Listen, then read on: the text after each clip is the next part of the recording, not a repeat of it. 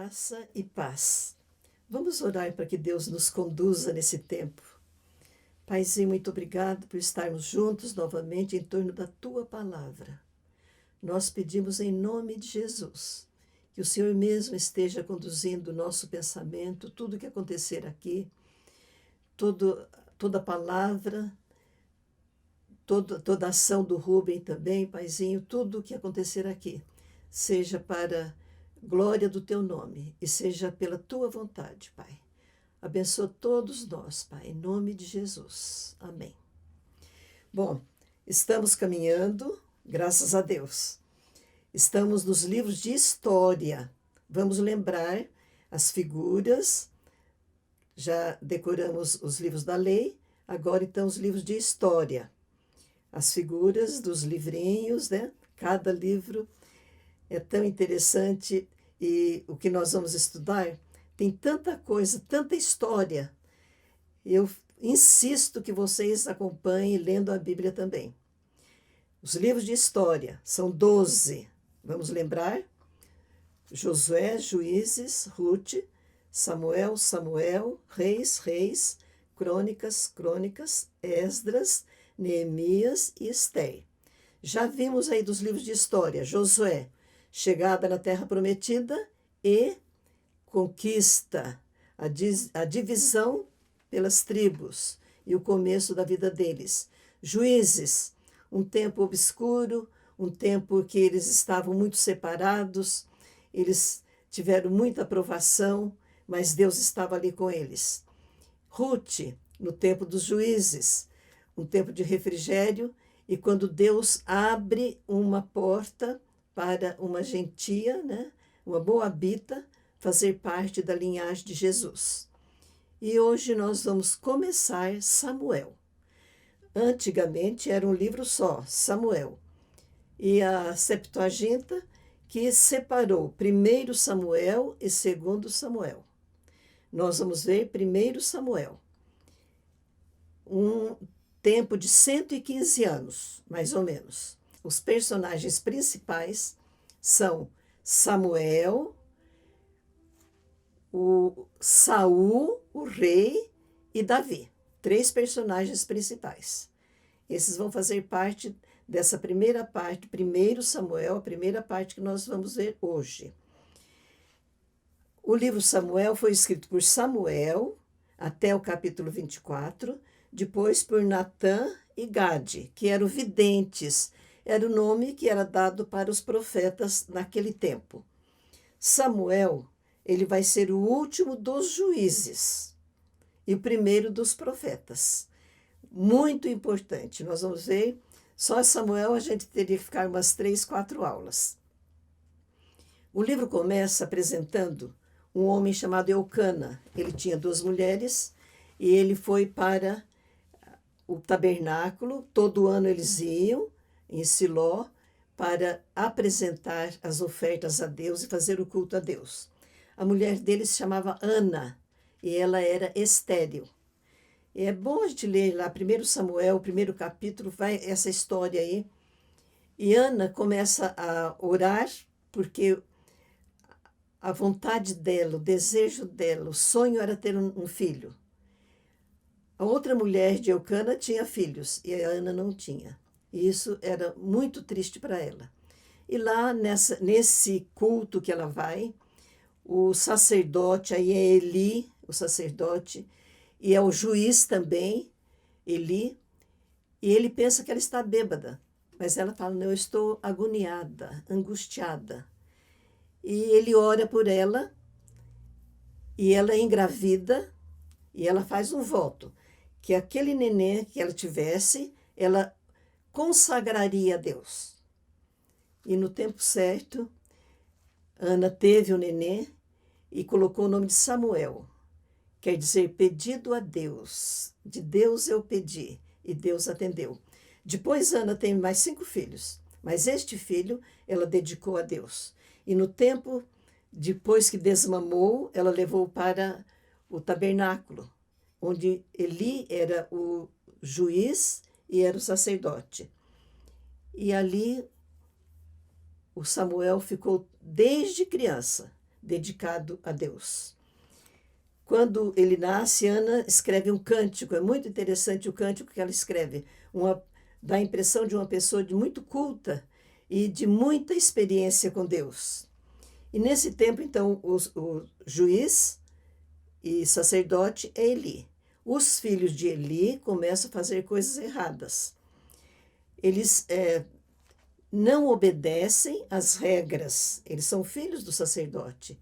Eles deveriam ser exemplo. E eles tinham desrespeito no sacrifício. Eles pegavam a carne antes de terminar, eles tiravam a melhor carne que seria repartida. Eles comiam a carne com gordura, e também eles se deitavam com as mulheres na porta da congregação. Enquanto eles faziam isso, Samuel ia crescendo. Eli repreendeu seus filhos, mas eles não deram importância ao pai. Aí Deus mandou um profeta, e o profeta falou que na casa de Eli, porque ele não repreendeu os filhos, na casa de Eli não haveria velhos, todos eles morreriam jovens. E que Deus ia suscitar um juiz, um sacerdote, conforme o coração de Deus, que vai ser Samuel. Samuel está lá no templo com Eli, ele mora ali, e tem aquela passagem que todo mundo que conhece a Bíblia conhece, quando Deus chama Samuel, Samuel, e ele pensa que é Eli, ele vai lá, o Senhor me chamou? Não, não foi eu. 3 vezes. Aí Eli diz para ele, quando te chamarem, você fala Senhor, porque o teu servo ouve. E Samuel obedeceu, e Deus falou com Samuel. E Deus falou para Samuel o que ia acontecer com a casa de Eli.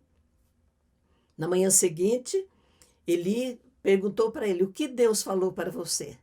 Pode contar tudo. E Samuel descreveu para Eli o que ia acontecer com a casa dele.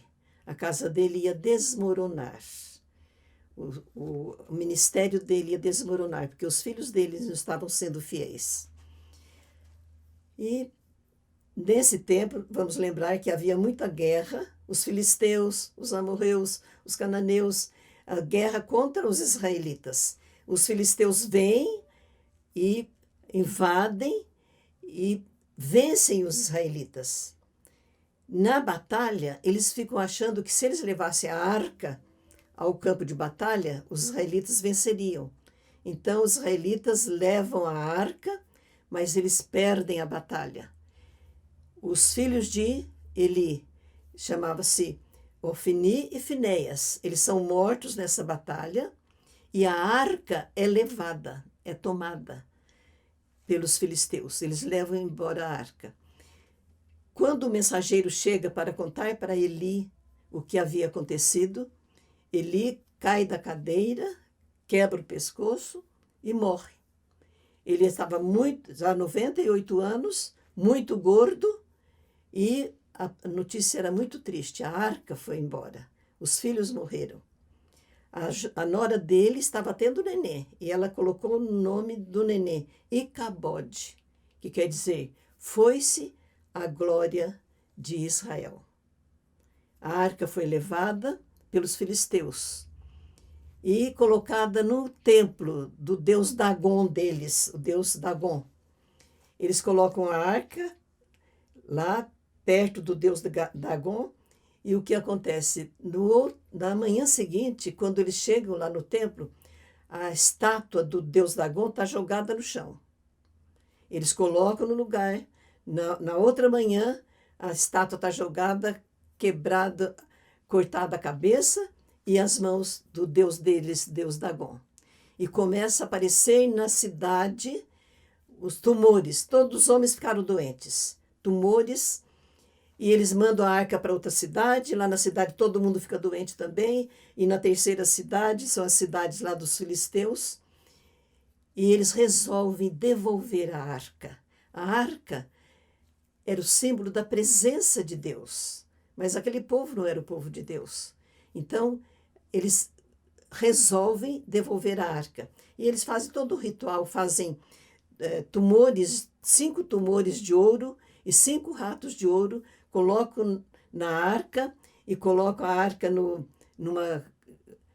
carro tocado por vacas e soltam essas vacas e elas vão direitinho para a terra dos israelitas. Mas chegam lá em Bet-Semes e Criate-Jearim. Ali eles arrumam a arca, os israelitas ficam felizes porque eles devolveram a arca, e ali fica um sacerdote também tomando conta da arca. E se passam 20 anos.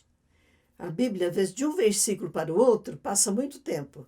Eram 20 anos. E nesse tempo, lembra que nós falamos, tinha o tempo de paz, o tempo que eles se voltavam para Deus, e eles começaram a reconhecer que o erro estava neles. Estavam sofrendo porque eles haviam apostatado da fé, haviam deixado tudo aquilo que eles aprenderam.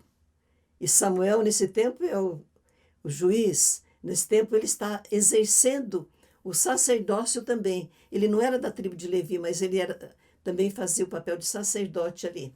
E Israel estava reconhecendo a autoridade de Samuel. E Samuel convoca o povo ao arrependimento. E eles se reúnem em Mispá, e eles oram, eles oferecem sacrifícios, e eles jejuam, e eles pedem que Samuel continue orando por eles. E eles se reúnem e eles vencem os filisteus.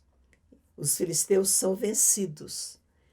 Então há aquele tempo de paz, de unidade. E o povo, agora o povo pede um rei. Samuel fica muito triste. Ele pensa assim, estão me rejeitando. E como ele tinha uma comunhão muito grande com Deus, quando ele reclama com Deus, Deus fala, Samuel, eles não estão rejeitando você, eles estão rejeitando a mim. Atende. Faz o que eles querem.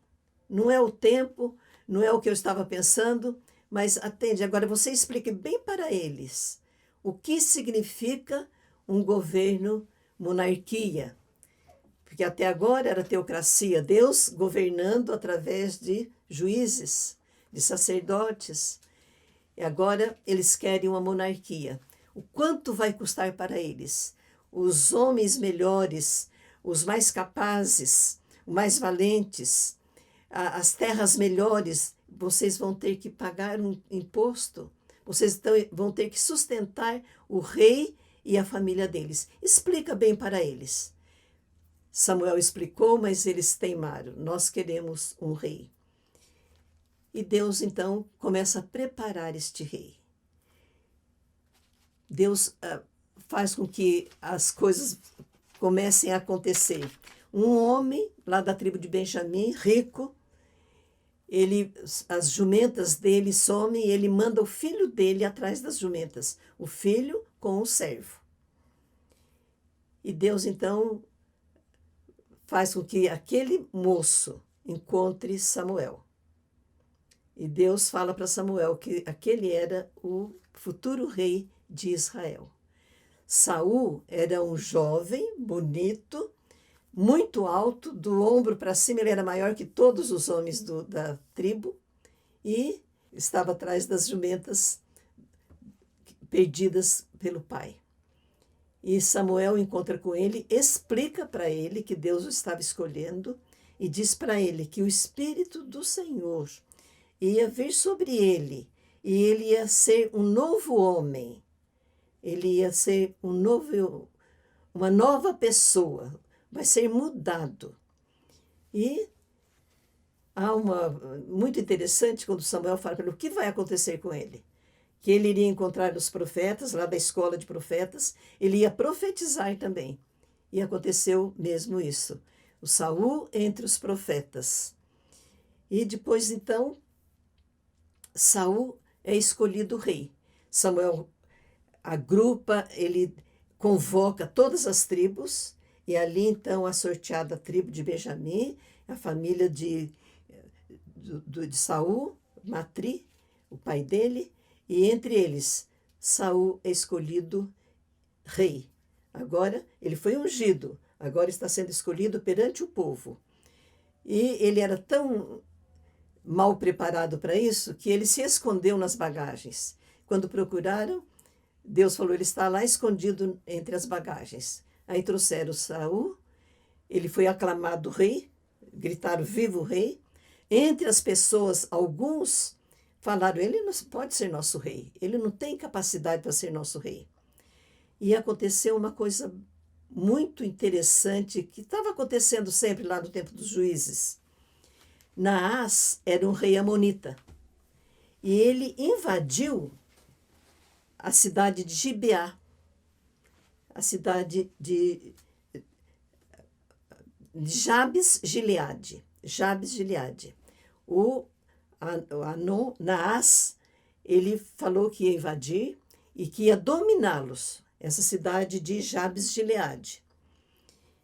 Aí a cidade de Jabes-Gileade, com muito medo, pediu um prazo, falou, deem para nós 7 dias, aí nós resolveremos, nós faremos então, nos entregaremos a vocês. Mas nesse tempo, aqueles homens de Jabes-Gileade, eles proclamaram entre as tribos a situação, porque Naás falou assim, a gente faz um acordo, mas eu faço uma exigência, furar o olho direito de todo homem, para humilhar vocês. E o povo estava desesperado. E quando contaram isso, que Saul, lá na terra dele, em Gibeá de Saul, soube, ele convocou todo Israel e falou assim, quem não seguir Saul e Samuel, depois vai ter que pagar. Então todo Israel se reuniu como se fosse um homem só. Aí avisaram os homens de Jabes-Gileade, nós vamos defender vocês. E os homens de Jabes-Gileade falaram para Naás, o amonita, amanhã de manhã nós nos entregaremos. Mas antes que chegasse amanhã, Saul e todo Israel invadiram e atacaram os amonitas e eles tiveram que se espalhar e serem vencidos. Então aquele dia foi um dia que, na realidade, Saul foi proclamado rei, foi reconhecido rei. E alguns homens falaram assim, agora devia matar aqueles que não aceitaram Saul, né? Ele falou, não, hoje é dia de celebração, é dia de gratidão. Ninguém vai ser morto nesse dia, porque o Senhor salvou Israel. E ali, então, em Gilgal, Saul foi proclamado rei. Vamos lembrar, então, dos personagens do livro. Samuel, agora Saul. Continuaremos na próxima aula.